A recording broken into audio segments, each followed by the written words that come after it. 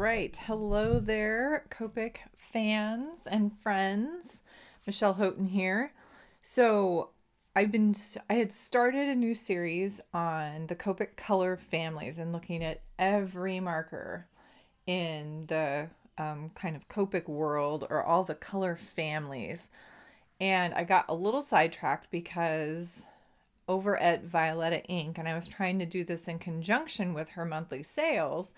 She did last month on sketch markers. They were all on sale. And then this month, June of 2022, all of the refills are on sale. Well, that makes it hard for me to showcase a color family. So I'm just kind of scrapping that. And I'm going to keep going through the color families. The other person that inspired me to do this for you guys is over at Vanilla Arts.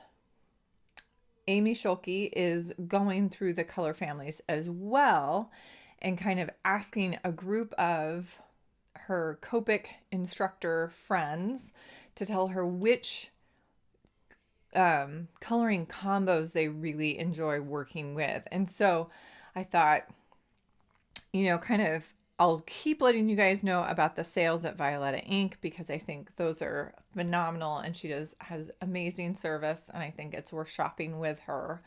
But I also feel like the information is important to get out there and I want to continue this color family work. So you might get two this month, not totally sure yet, but I am going to go back and hit some of the color families that Amy over at Vanilla Arts has already hit. So the one we're going to tackle today is actually a small group. It's the yellows.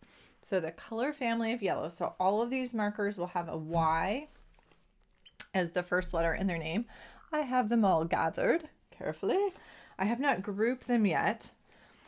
So I'm going to do that while we're sitting right here, right now. We have the Y zeros, and that actually is the biggest group. We've got a lot of those guys. And then we have the Y1s. And that's a fairly decent sized group. I know some people that Y17 is their absolute, one of their favorite colors of all time. So if you are familiar with Sandy Alnock, that is one of her signature go-to colors. There are some Y2s. That is a group you will see used a lot with hair. And so I actually use the Y2s quite a bit because it's a great natural looking yellow. And we'll kind of see that as we work our way through. And then there are Y30s, Y3s. So those turn into a really warm yellow that edge into the yellow-red family. So it's this beautiful connection from the Y0 to the Y3 between the YR that sits in one side, and those are the Y3s. Those are going to be close to the YRs. But then your Y0s sit really, really close to the YGs, those yellow greens. And you're going to see that pretty quick here. Those Y0s have a verge on the edge of being a little yellow green. All right, so I've got this beautiful kind of image, I believe Lily from 3 Room Studio. She did a whole collection of flowers last year and they're digital. You can get them. And so she did like one a month for a big, like the whole summer, I think, but it was like 6 or 8 months worth, maybe 9. One beautiful, simple image each month. But I thought this is perfect. We've got 4 kind of major flower petals and we can hit those with the 4 groups in the yellow category. So I'm going to go from dark to light again so we can fit them all in. The Y0s have 1, 2, 3, 4, 5, 6, 7. And they range from Y quadruple 0 at the very light end. And remember, that's going to be almost white. Like you're going to see the paper in hardly any color. To a Y08. Okay. So that's the range we're looking at for the Y0s. So I'm going to start with the Y08. And I think I'm going to work on this big petal because this is going to give me that the most space. So this is my Y08. It is called Acid Yellow.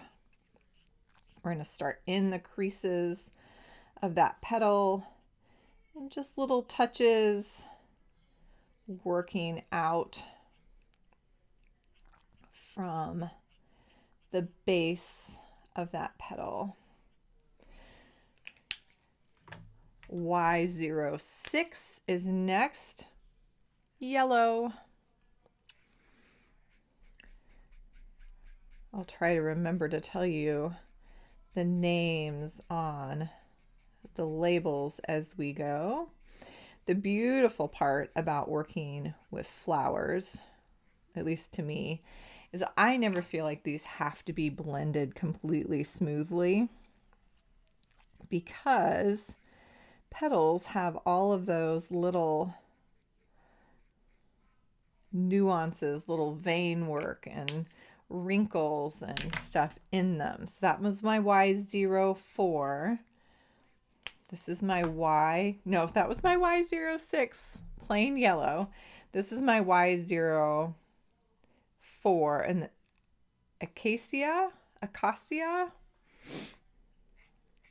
I need my daughter here. That sounds like it's slightly Spanish. And when I work from dark to light, I go back into the previous color a little bit and kind of pull into that white area. Just a little. And I'm already running out of space. Look out. Y02. This is really similar to that Y04. Not getting huge changes here. This one is canary yellow. Is that really canary yellow? No, it's pretty light. It's a pretty color. Might have to pull that one out more often. This is a Y00. Now this one actually is normally in my bag because it's one that I was introduced to when I was teaching for Copic. It has a green tint to it, and this is where to me you start seeing that a little bit green look to that lighter, those lighter Y0s.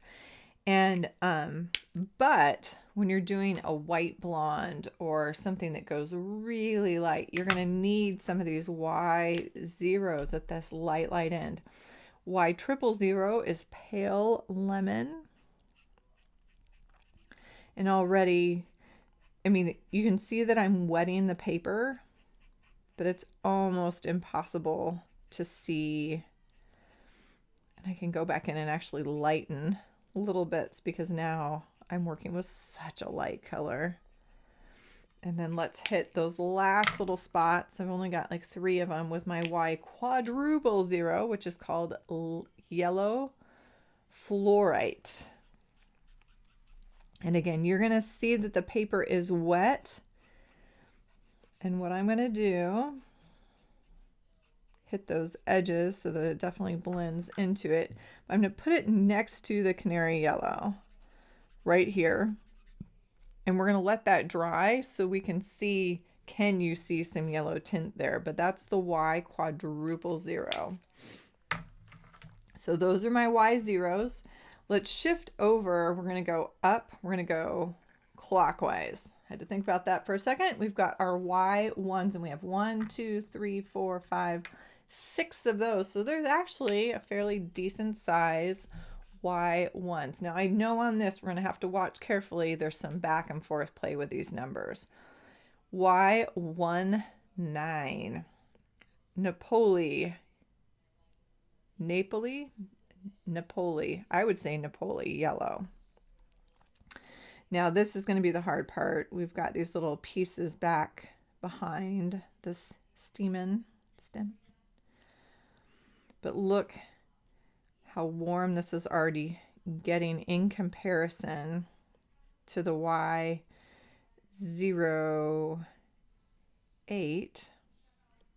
Guessing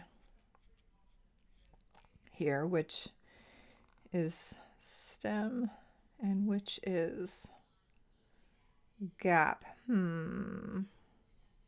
Not totally sure. But I'm going to guess maybe there. Not totally sure. I don't know that all of that is petal, but we're going to go with it. Y17 is, nope. Had it out of order. Y18. And this is one of the ones where I think we've got a gap. Lightning yellow. And what I'm going to do, we're going to add a little bit of this. And then I am going to, because I feel like this is one that's not totally, I'm going to put this up top on my paper. This is the Y18. Y19. We're going to kind of not blend them and see what happens. This is the Y17. See, this is where I thought there was a gap, and there is. So this is Y17. So on my petal, I'm going to come all the way back into my Y19.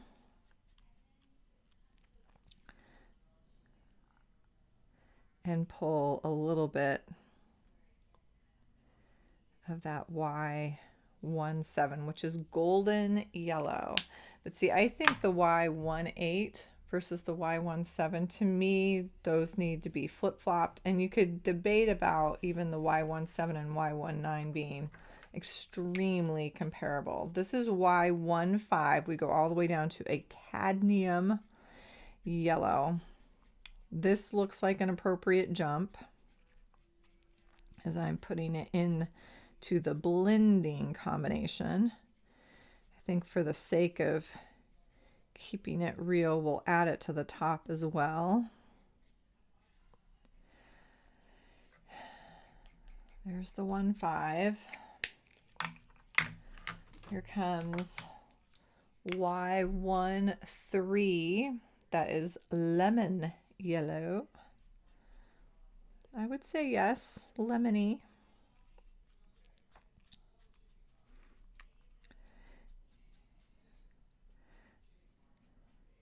I think yellows are hard. It's such a delicate color, if you think about it, in that you add just a tiny bit of a new thing in there, and this is Y11.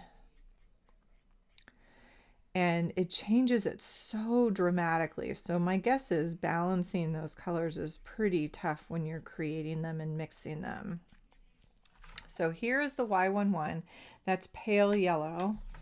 And I want to show you just side by side without the blending. So this is the Y19, 18, 17, 15, 13, 11. So does this give you some information? Let's do this. Ugh, reaching. Y19, 18, 17, 15, 13, 11.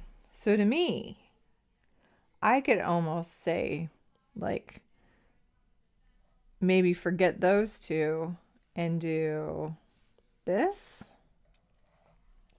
for a blending combo, or that in place of that.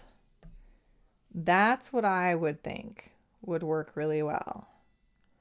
But that would be kind of a neat series of 4, either the 17, 15, 13, 11, or 19, 15, 13, 11. I think you don't, the 18 is almost completely unnecessary looking at it now, like this. But you can debate, obviously, and I play around with the yellows, then you could add like a Y000 at the end to fade that off to white even more easily. But these are going to melt pretty well for you, fade off pretty easily. So there's our Y1s. I want to come back over. Look, you can see it. That's the Y000. I can see it. I hope you can see it. It's there. but you can't see it really, the yellow at all, until it dries. So remember that. Give yourself some time. Give it some time. So the Y28s the Y2s are going to be a major jump. We start with 28, which is Lionette Gold, and it always has had this kind of metallic looking cap, or at least the old ones do. I don't know if this is one they've changed, but Lionette Gold, and suddenly we don't even look like we're yellow anymore. What? What happened?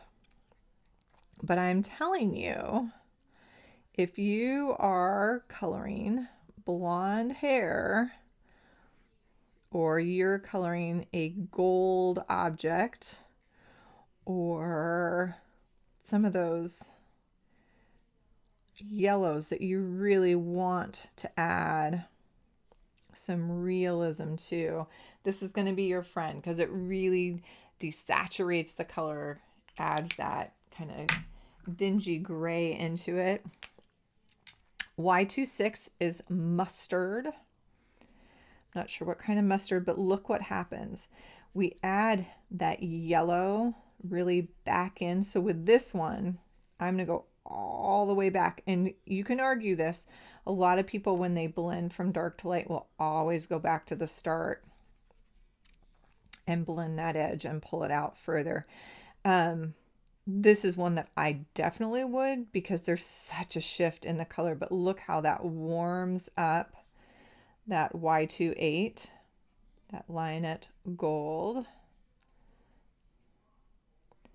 It just suddenly, now we get it. Now it looks yellow. It's kind of a fun flower to color. What do you think? I'm thinking yes. It's going to look a little funky with all the different colors, but I'm liking it. Y23 is yellowish beige. I'm liking that they're using the word yellowish. Now, these have pretty decent jumps to them, so you are going to have to work some of these blends. But where I tend to use the Y2s is on hair. Again, for like blondes or undertones or highlights. I feel like the Y2s have just that hint of more of that natural, kind of realistic, kind of earthy tones that lead into that and work really, really well for that. And so I do use them a lot, and I don't necessarily need them to blend because of where I am using them. Okay. And then Y21, and this is one you'll see a lot of people pull out of their bag. We'll hit those light areas and soften the edges. Now the issue to me, if I really wanted to do a blonde, this off to the side, it is definitely more of a dirty blonde, but it also, it's pretty dark to start. The Y2 one is the lightest this series gets. What is it? Oh, buttercup yellow. Buttercup. Not sure. But if I combine this, and what you usually see me do is combining it with a Y, like 00, you end up getting into those lighter ranges and fading off to white. So play around with it. You can get it more yellow. Obviously, sitting side by side, you can really see those green undertones with the Y0s. One last group, Y3s.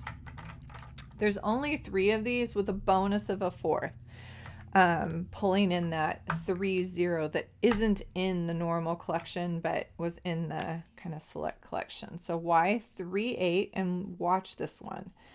So we've gone back to a very yellow base. So notice the difference between the Y2 and the Y3.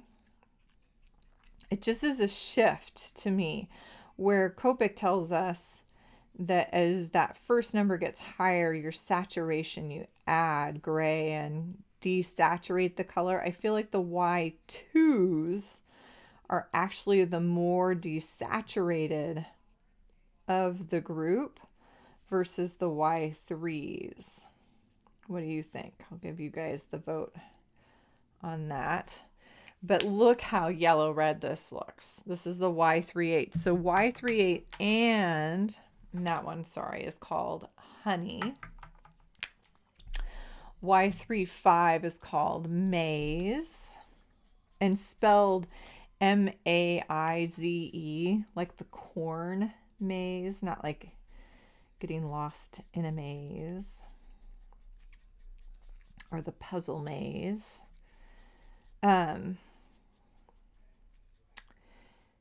So in particular, this Y35 and that Y38 that I started with, those lend themselves really well to working with and in conjunction with the YRs.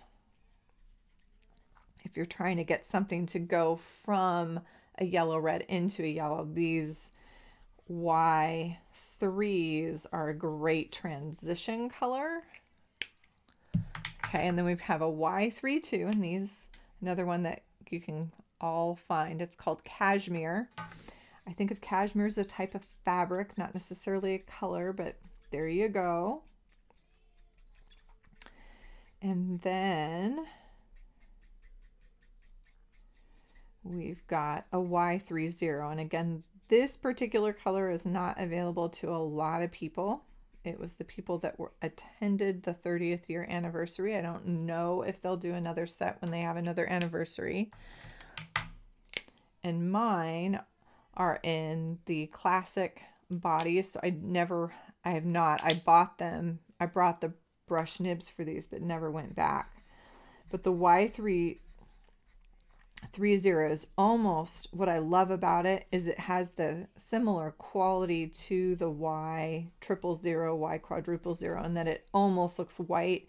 And in particular, when you lay it down, you really can't see the tone until the hue until it dries. So yellows, there's only 4 color families, but look at the range. You've got your Y0s, really bright, vibrant, saturated color, verging on that yellow green end. So you can see we're on the color wheel where it's sitting up against the yellow greens. Those are going to shift right into those so easily.